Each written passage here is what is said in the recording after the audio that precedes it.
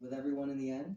One of the biggest pieces of stakeholder feedback that we got was that some communities are working really hard and doing the right thing, and it's not equitable or fair to them to keep shouldering their share of the burden of a state's housing burden, while other communities just say, we're not going to participate. You all deal with it. And so in order to approach this from an equitable way, this is the funding that we've identified.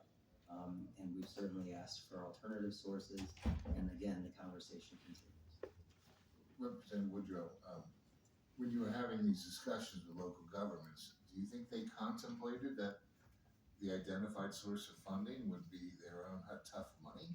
Or were they thinking maybe perhaps some other source of funding? Rep. Woodrow.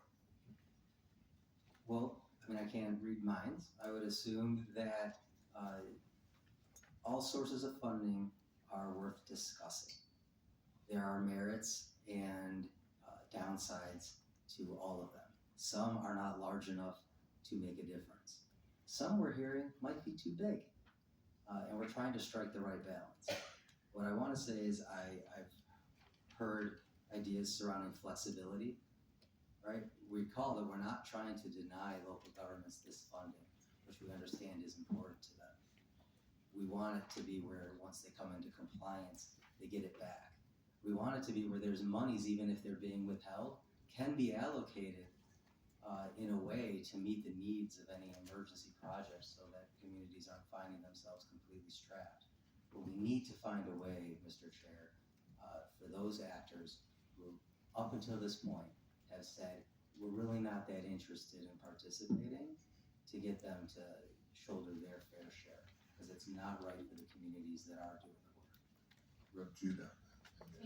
Thank you, Mr. Chair, and thank you, Rep. Garcia, for the question. I think I kind of want to reiterate my previous point. The due date, if you will, is December 31 of 26. And then there is that 90-day, another runway, if you will. And it's an extension. They don't need to submit, if they don't submit their compliant report at first. And what I mean by that is, we're not saying you need to have this all built out and done by then. We're saying, do you have a plan to execute by this date? And if you don't, let us step in and help you out. And that's what that 90 days is. So the other thing another date that I want to put out there, just to kind of put this into perspective, is that this goes all the way to October 2027. And so that is when you really become at risk for losing it. So when we talk about carrots and sticks and long runways, we were very intentional about making sure that those runways were actually sustainable. We didn't want it to be like I said, a rip the Band-Aid off, so sad, you lost out. We want to make sure that we're helping these municipalities. We want to make sure that we are giving them time to do it. And we want to make sure that if they can't get there, if they can't meet their housing opportunity goal, then we want to give them a hand.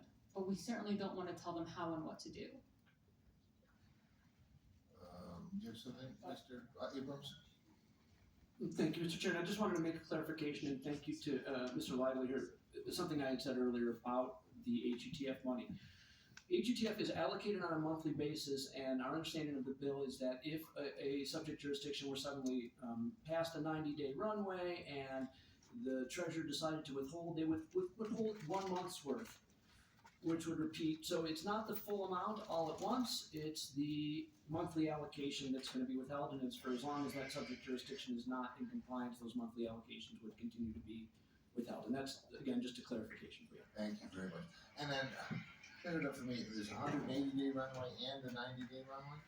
Thank you, Mr. Chair. The 90 days is sort of a runway, if you will, for compliance. So if you haven't quite met your deadline, you can ask, I believe, DOLA for an extension on meeting that deadline. That's 90 days. Then the 180 days is nothing happens, once your money is withheld, nothing happens for 180 more days in order for you to have more time to cure. Thank you. I see Rep. Garcia is eager to ask another question. Thank you, Mr. Chair. I just had a follow-up Okay. for my question. about 30 minutes ago. So, um, so just to get this right for myself, what I understand, what we're hearing right now is a lot of conversation around the penalties if a locality decides not to participate when they should. But there are also incentives to participate. There's grant dollars, there's support, there's technical assistance as well, correct? Correct. Okay, thank you. Okay, Rep. Frisell, thank you for your patience.